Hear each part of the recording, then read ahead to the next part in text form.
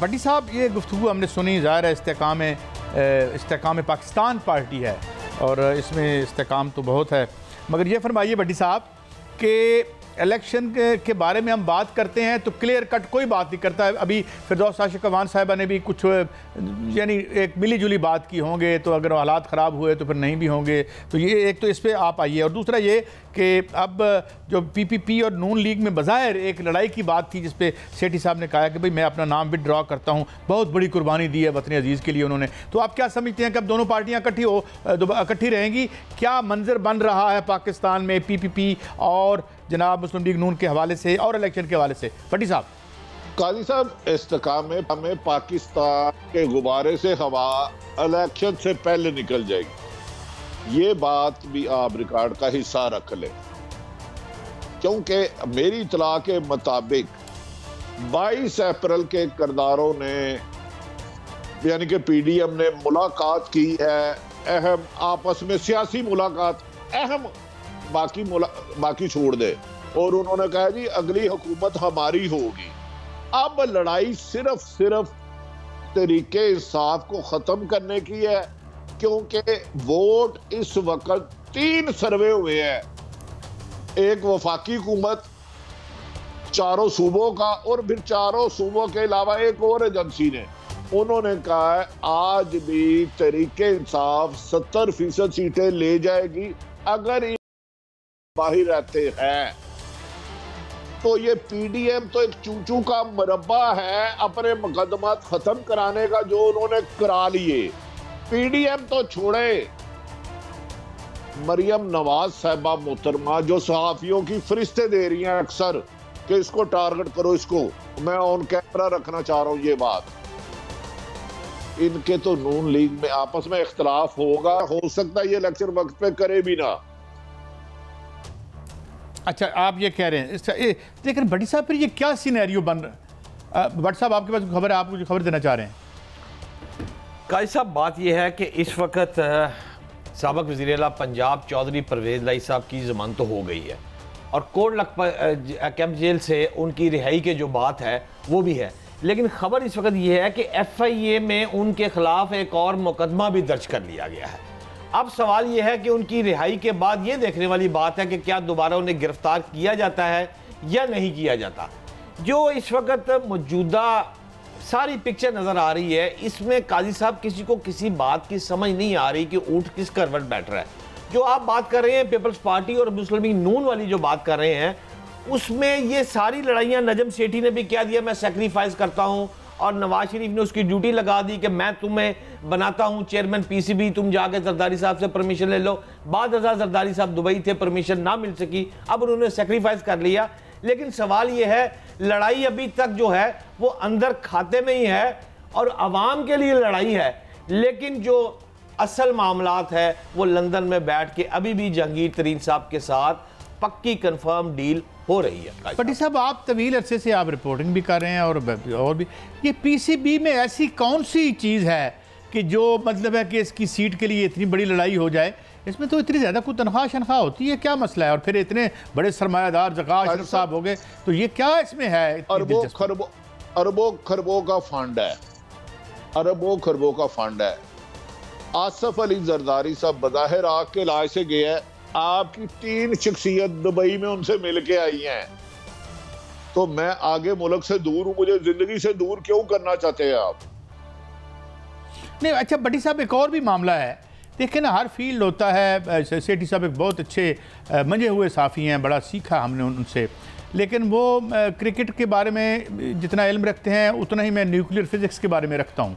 तो ये बेहतर नहीं होता कि हम जो माहिरीन हैं, वैसे माहिरीन को तो हम भगाने में बड़े माहिर हैं, जिस तरीके से अब आप देख रहे हैं नादरा के चेयरमैन फिर एक दफ़ा तशरीफ ले जा रहे हैं, तो ये क्या सिलसिला है? मुल्क जो है, फिर एक और भी मैं आपसे सवाल पूछना चाहता हूँ जो कल परसों हमने नहीं किया, वो ये कि ये सेनेट के चेयरमैन के लिए जो इन्होंने पर्सनल बिल ला के करोड़ों अरबों रुपए की जो एक मराहत दे दी हैं, तो इस तरह तो नहीं लगता इंशाल्लाह बहुत तरक्की, मुल्क के मैशत तो ऊपर जा रही है। आपने पढ़ी है वो मराहत जो साबका और हालिया सेनेट के चेयरमैन को दी हैं, एक मुबैना तौर पर डिफॉल्ट होते मुल्क में? काजी साहब, मेरी इतलात के मुताबिक मैं वो नहीं पढ़ सका। ये हुकूमत को पाकिस्तान की आवाम नहीं लाई, इसके अवाम के वोटर से कोई वास्ता नहीं, एक साजिश के दायरे में ये आई, और जो इनको लाए ये उनकी मर्जी के फैसले कर रहे हैं। याद रख लें, जितना तलाफी नाकाबिल तलाफी नुकसान ये 14 माह में हुआ है, काजी साहब अल्लाह आपको जिंदगी दे, आप खुद इंकशाफत कहेंगे क्या क्या सौदेबाजी हुई, कौन कौन सौदा किस किस में बिका। आप एक चेयरमैन पीसीबी कह रहे हैं 5 ओहदों पर इस वक्त लड़ाई हो रही है नून लीग और पीपल्स पार्टी में कि निगरान हुकूमत भी आए तो इन लोगों को नहीं बदलेंगे आप। ये कौम गिरवी रखी जा चुकी है। अच्छा बड़ी साहब, ये साफ़ी जो है, हम तो साफ़ती की, हमने कोई ओहदा वहदा तो नहीं लिया, तो ये मुझे बताएं, अब हमारे बड़े अच्छे दोस्त फाद हुसैन साहब जो हैं वो मशीर बन गए, उसके बाद पीसीबी के चेयरमैन ये बने, फिर कुछ सैनेट में चले गए, तो फिर कुछ जजेस के बारे में एतजाज़ हसन साहब कहते हैं माशाल्लाह उनको जो है सैनेट में हम ले जाते हैं। तो ये ऐसे नाबग़े रोज़गार लोग होते हैं जिसके बगैर रियासत नहीं चल सकती, और ये गलत पेशों में चले जाते हैं और उन्हें फिर इनकी बेपनाह खदमात या जो इनकी सलाहियतों की वजह से ले आते हैं हम हुक्मरानी में। भट्टी साहब, अच्छा काजी साहब, निसार उस्मानी अल्लाह जन्नत नसीब करे और दीगर सीनियर कहते थे सहाफ़ी के लिए सरकारी ओहदा देना एक बहुत बड़ा गलीज दाग है। मैंने तो उन जैसे सीनियर लोगों से सुना है, और कई लोग आजकल बज़ाहिर हुकूमत के साथ भी हैं और किसी के खिलाफ भी हैं। तो जिस तरह हम कहते हैं सियासतदानों का एहतसाब होना चाहिए, सहाफ़ियों का भी ज़रूरी है। इसमें दो मुँह साफ भी हैं और अच्छे लोग भी हैं।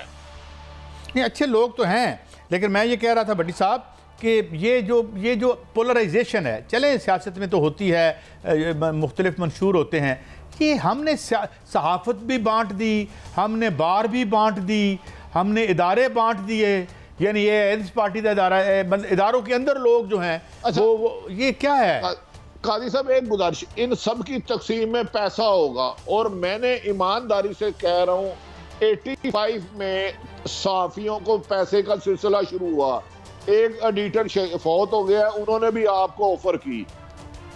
10 सहाफ़ियों को मैं जानता हूं जिसने नून लीग ने मुबैना तौर पर पैसों पे लगाया, और अब भी मरियम नवाज साहबा के मुबैना मीडिया सेल में कई सहाफ़ी बड़े बड़े नाम इतने फायदे ले रहे हैं कि उन्हें 1000 साल की नौकरी के पैसे इकट्ठे कर लिए हैं।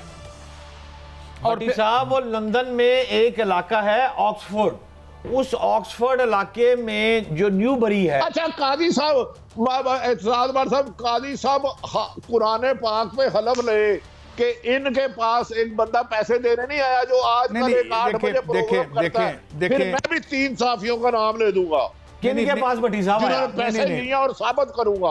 भट्टी साहब, मैं ये अर्ज़ कर रहा हूँ कि देखें, कुरान पाक हमारे लिए बड़ी मुतबरक और बरगज़ीदा किताब है, इस पे पढ़ें, इस पे अमल करेंगे हम, और बाकी ये है कि इसको रहने दें, ये कहानी फिर सही।